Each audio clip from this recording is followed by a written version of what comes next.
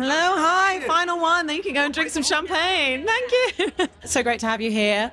For people just about to come in and see your movie, can you tell us what they can expect? I think they're in for a ride, right? Wow, what can they expect? They can expect car chases, British comedy, they can expect explosions. Explosions, they can expect Sean Bean delivering an immaculate Sean Bean performance. Nick Mohammed being very nervous at times, us in it a bit. Yeah, they can, explosions and us in it a bit. So that's it. That's actually that's what we pitched as the blurb, but I think Amazon went with something else, but yeah. I realise the original kernel of the idea is based on something true, which is sort of hard to believe. So can you tell us a bit about how you use that as a jumping off point to tell your story? Well, amazingly enough, there was a New York Times article like 20 years ago that seems to suggest that the NYPD did hire some improv comedians, and that was, I think, what gave Colin Trevorrow the original germ of the idea. I think in reality then the mission just sort of went fine. Went very well, yeah. Maybe they're still doing it. But we shouldn't be saying Sorry, they're still under. They're still deep under. In our film, at least, it doesn't go well, and it spirals out of control. And thank God, or the film will be over in like 10 minutes. And in terms of where it might maybe sits in terms of genre, like they seem to sort of bring together kind of some of the classic beats of a American action comedy, also with this sort of very British sensibility. Was that something quite fun to play with? Yeah, totally. That's something we really aimed to do. We wanted to write it like it really is a sort of undercover story, and then just let our own sort of tone sort of take over where it needs to. Yeah, totally. So we we're always intending to try and aim for The Departed. Watch The Departed 50 times and then work out how to make it funny when you're really confident with the characters. Yeah. So then the characters will just suggest funny things to you. So that was our approach anyway.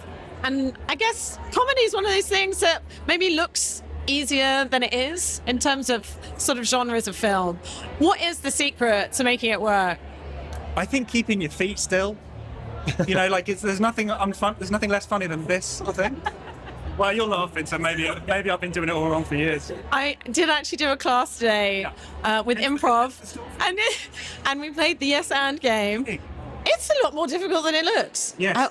What is also the secret to good improv? No, but it's a terrible way to go. What's the secret to good improv?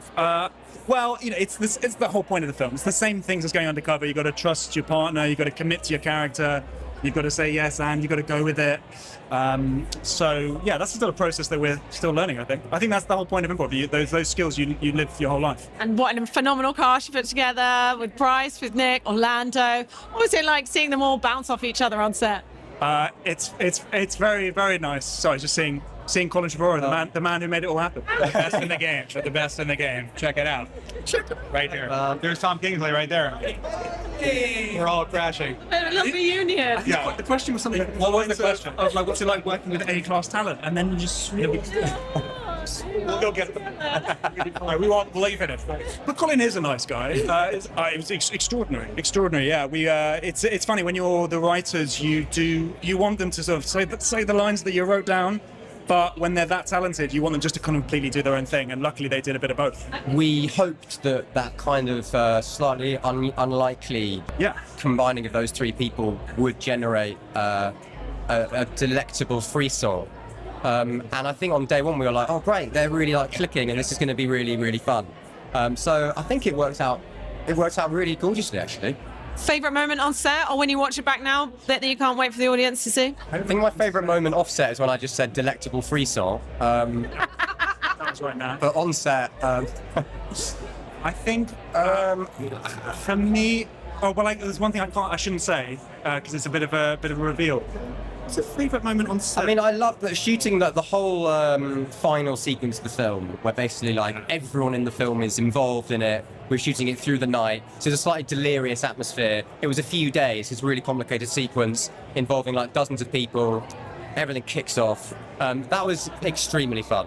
I think for me, it's the first time you see Sean Bean in the film, and all he's doing is sitting down and watching something. Yes, but it was immediately good. But we saw that on the monitors on set. We're like, but that's Sean Bean sitting there.